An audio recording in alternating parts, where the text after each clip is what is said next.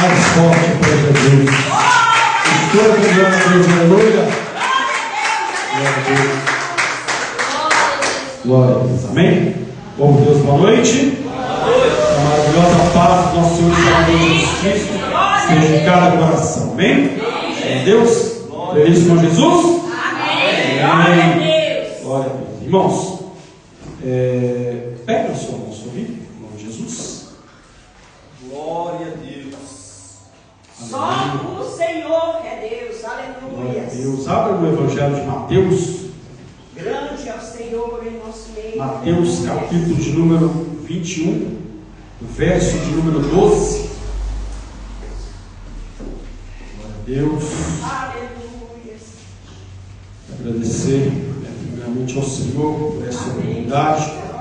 Pastor Afonso, que nos fez o convite, estamos aqui compartilhando do alimento que veio da boca de Deus. Amém? Amém. Esse é o alimento que veio da boca de Deus. Jesus disse: nem só de pão viverá o homem, mas de toda a palavra que sai da boca de Deus. Amém? Deus. Mateus 21, verso de número 12. Todos acharam? Glória a Deus, diz assim. Glória a Deus. E entrou Jesus no templo de Deus e expulsou todos os que vendiam e compravam no templo, e derrubou as mesas dos cambistas e as cadeiras dos que vendiam pombas, e disse-lhes: está escrito, a minha casa será chamada casa de oração, mas vós a tendes convertido em covil de ladrões. E foram ter com ele ao templo cegos e coxos, e os curou. E vendo então os principais dos sacerdotes e os escribas as maravilhas que Jesus fazia, e os meninos clamando no templo, Hosana, filho de Davi, indignaram-se. E disse-lhes: ouves o que esses dizem? E Jesus lhe disse: sim, nunca lestes? Pela boca dos meninos e das criancinhas de peito tirastes o perfeito louvor? E deixando, saiu da cidade para Betânia, e ali passou a noite. Amém? Glória a Deus. Glória a Deus. Aleluia. Feche seus olhos por um instante. Peça ao Senhor para falar o seu coração nessa noite, em nome de Jesus. Grandioso Deus e eterno Pai, Deus, eu te louvo e te agradeço por essa oportunidade. Estamos aqui, meu Pai, na tua casa. Pai, obrigado, meu Deus, porque nós tivemos a oportunidade de falar com o Senhor nas orações, de louvar ao Senhor com cânticos, de entoar louvores ao Senhor nessa noite. Pai, agora nós te fazemos um pedido: fale conosco, Pai.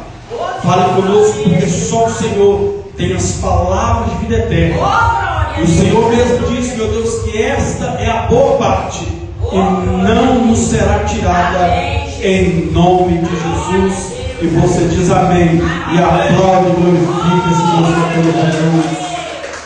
Aleluia. Glória a Deus. Amém, irmãos? Irmãos, hoje aqui estamos no culto de libertação, e nós lemos aqui um texto que é um texto assim muito conhecido, mas pouco pregado. Muitos já ouviram falar desse texto onde Jesus expulsa os vendedores, os cambistas que estavam ali fazendo no templo, que o próprio Senhor Jesus disse, de um covil de ladrões. Eles estavam vendendo ali no templo. O cabeçalho da minha Bíblia, eu creio que na sua também tem, está assim: a purificação do templo. A purificação do templo, ou seja, na casa de Deus. Por isso que ele disse: a minha casa. Então aqui é a casa de Deus. E o apóstolo Paulo, ele vai falar aos Coríntios, e essa mensagem é para os nossos corações. Paulo vai dizer, na verdade ele vai fazer uma pergunta. Ele vai dizer: porventura não sabeis vós que sois templo, sois casa, sois morada do Espírito Santo? Então Paulo estava dizendo figurativamente, alegoricamente, que nós somos casa de Deus, que nós somos morada de Deus. Aleluia, Jesus. E Jesus, ele foi falando: ó, vocês têm transformado a minha casa num covil de ladrões. Primeiro, vamos entender aqui esse texto. Muito se entra uma polêmica esse assunto. As pessoas perguntam: é proibido vender alguma coisa na igreja? Não. Mas Jesus nunca faz nada por acaso. Jesus não simplesmente chegou ali e disse: eu vou derrubar as mesas, eu vou expulsar os cambistas daqui e pronto, e acabou. Não. Tudo há uma explicação, tudo há um porquê. A Bíblia diz que quando Jesus ele vai à casa de Deus, ele avista esse quadro. A Bíblia diz que Jesus desfia, já deixa claro que Jesus expulsou todos eles para fora. Aí a pergunta, como já disse, a pergunta que muitos fica a interrogação: é errado ou não é vender alguma coisa? Não é errado. Por que Jesus fez isso então? Primeiro, naquele tempo, as pessoas usava-se o ritual do sacrifício. Ou seja, antigamente se levava animais para sacrificar no templo, em adoração ao Senhor. Outros para a questão do perdão dos pecados. Então, era a prática do sacrifício. Hoje não se faz mais isso, porque o sacrifício perfeito já aconteceu. Jesus se entregou na cruz do Calvário pela mim e pela sua vida. Hoje não se faz mais a lei do sacrifício. Mas nesse tempo se fazia a lei do sacrifício. Então muitas pessoas vinham de longe para sacrificar. Então devido ao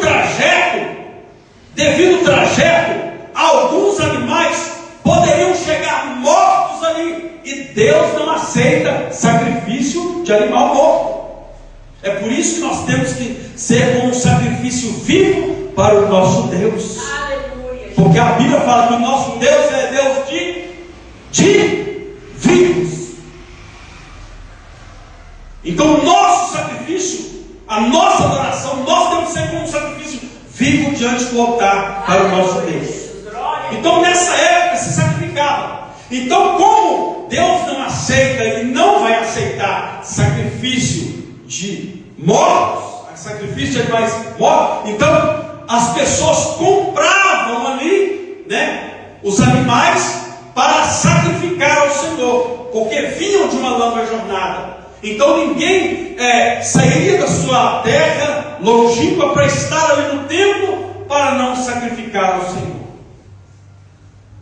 Então esse era o primeiro ponto. Deus, aí a Bíblia vai dizer que Jesus fala que eles fizeram na casa do Senhor um covil de ladrões.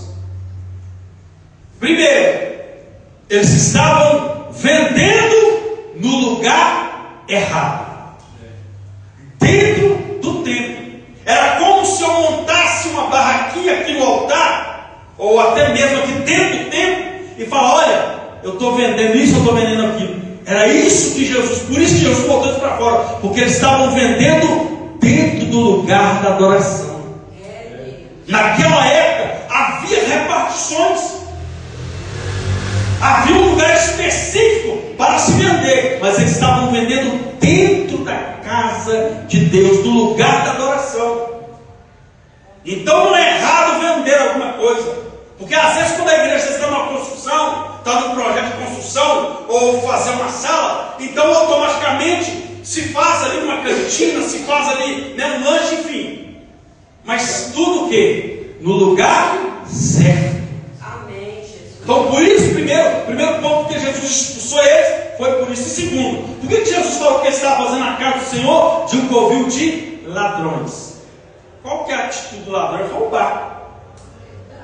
Então eles aproveitavam que as pessoas estavam vindo de longe e diziam: pronto, vamos vir de longe, já que eles não vão sair daqui sem sacrificar, então vamos aumentar o preço da pomba, vamos aumentar o preço do cordeiro, vamos aumentar o preço para a gente lucrar com isso. É por isso que Jesus falou que eles estavam fazendo aquele lugar de um covil de ladrões. Estavam extorquindo o povo, porque o povo vinha de longe. E isso acontece nos nossos dias, não. Isso não está longe, não. Principalmente para pessoas que às vezes mudam para um bairro onde tem pouco comércio. É comum, eu falo com experiência própria.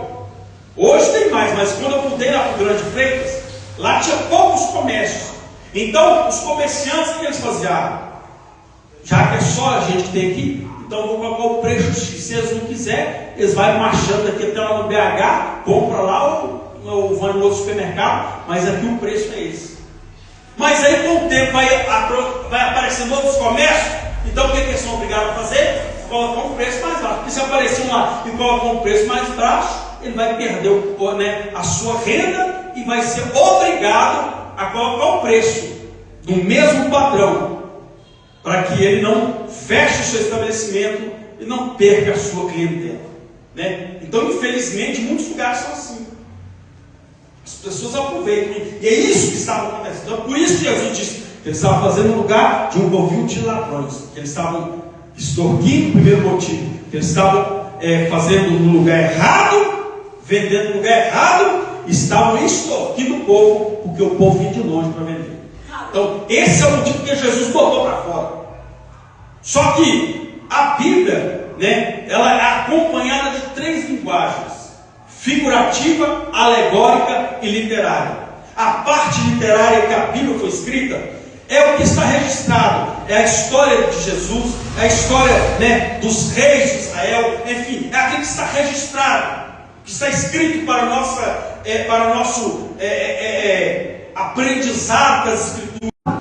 O insensato construiu sua casa sobre a areia, o prudente construiu sua casa sobre a rocha. Aí um dia que veio a tempestade para os dois, a que estava sobre a rocha permaneceu de pé, a que estava sobre a areia, grande foi a sua ruína.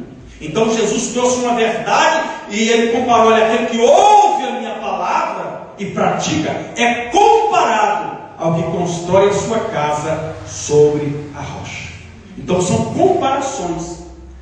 Então eu e você, anatomicamente falando, nós somos feitos, né, de carne e osso, temos, né, o tecido, temos, né, enfim, pelo, temos pele, temos órgãos.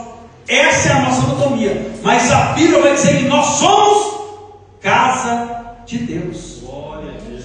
Jesus nunca foi animal, mas João disse: eis aí o Cordeiro de Deus que tira o pecado do mundo. Então são figuras alegóricas, são figuras, né, são linguagem de figura para transmitir verdades espirituais. E a Bíblia nos ensina que nós, alegoricamente, figurativamente, nós somos casa de Deus. Diga: eu sou. Diga: eu sou casa de Deus. Diga: morada do Espírito Santo. Você pode aplaudir o Senhor por isso? Pastor, o que isso tem a ver com o culto de libertação? É porque muitas pessoas ainda estão aprisionadas porque não entenderam que são casa de Deus. Muitas pessoas estão escravizadas porque ainda não entenderam que são a habitação de Deus vivo. Amém, Jesus, glória a Deus. Deus é tão preocupado com casa, meu irmão. Tem uma coisa, porque nós temos que se preocupar com a nossa casa. Por isso nós temos que limpar a nossa casa, deixar ela cheirosa, arrumada, porque Deus se preocupa com casa. Verdade. Se preocupa. Aleluia, Jesus. Fala mesmo. Se preocupa. Às vezes a pessoa: Deus, me dá uma casa, eu quero uma casa grande, com vários quartos, com, né, uma sala grande, não sei o quê, mas se eu não estou cuidando da pequena que eu tenho, como é que Deus vai me dar uma casa grande? Então tem que cuidar do pequeno. Por isso que o próprio Senhor diz: ser fiel no pouco, que sobre o muito eu te colocarei. Se eu sou infiel na casinha que eu tenho, como é que Deus vai ser fiel, me dar uma casa maior, se eu cuido da pequena que Ele me deu? Então Deus é tão preocupado com casa que um dia Ele manda um profeta até o rei Ezequias e fala: Ezequias, põe a sua casa em ordem, senão porque você vai morrer. A Bíblia diz que mais que depressa ele vai falar com Deus e diz: Senhor, como eu andei reto na tua presença, e a Bíblia diz que ele chorou ali diante do Senhor. A Bíblia diz que o profeta, Deus, quando o profeta estava saindo da cidade, volta lá, e fala que eu ouvi a oração dele, e eu vou acrescentar mais 15 anos para ele. Mas a palavra de Deus foi o quê? Coloca a sua casa em ordem. Então Deus se preocupa com casa. E se nós somos casa de Deus, nós temos que nos preocupar com a nossa vida espiritual. Amém, Jesus. Glória a Deus. Então, como casa de Deus, nós temos que nos preocupar com a nossa vida espiritual. Ou seja, nós temos que preocupar com a casa de Deus. Diga, eu sou casa de Deus. Então, primeiro, o texto começa dizendo: e entrou Jesus no templo, na casa. Então, para que haja libertação, para que haja o mover de Deus, para que haja a ação de Deus sobre a mim, sobre a sua vida, Jesus tem que estar presente. Ele tem que estar o quê? Presente. Só que ele tem que ser o dono. Diga, Jesus tem que ser o dono da casa. A Bíblia diz que Jesus entrou. O que ele vai dizer? Eis que estou à porta aí. E o que uma casa tem? Ela tem o que? E ele diz: eis que estou à porta aí, bato. Se ouvir a minha voz e abrir a porta. Ou seja, então tem porta, meu irmão. Tem gente que está querendo que Deus abra porta, que é Ele que tem que abrir. E uma dessas que nós temos que abrir é o nosso coração para o Senhor trabalhar. Amém. Então a Bíblia diz então que Jesus entrou no templo. Jesus tem que entrar.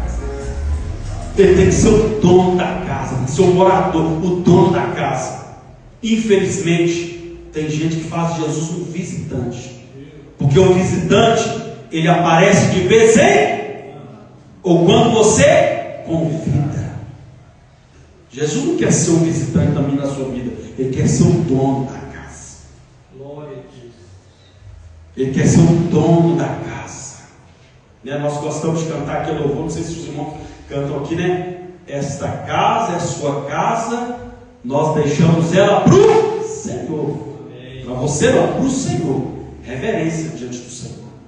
Você, eu falo com o meu companheiro de trabalho, com o meu colega de escola, mas com o nosso Deus é o Senhor. Glória a Deus. É o Senhor. Então ele tem que ser o dono. Ele quer ser o dono da minha da sua vida. Paulo entendeu tanto isso que ele falou: hoje eu não vivo mais, mas Cristo vive em mim. Aleluia. Em outras palavras, fala dizer: hoje essa casa tem dono. Hoje essa casa tem dono.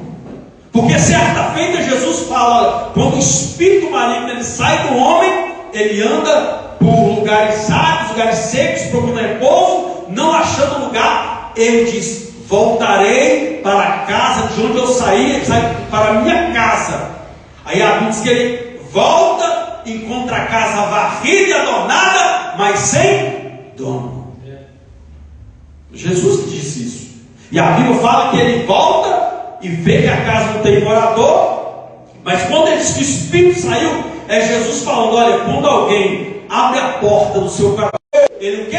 Começou a boa obra, ele vai terminar. Mas ele vai terminar se você deixar. Se nós deixarmos ele ser o dono da casa, não apenas um visitante, não apenas um convidado, mas ele quer ser o dono da casa. Amém. Então a Bíblia diz que esse Espírito sai. E quando ele volta e encontra a casa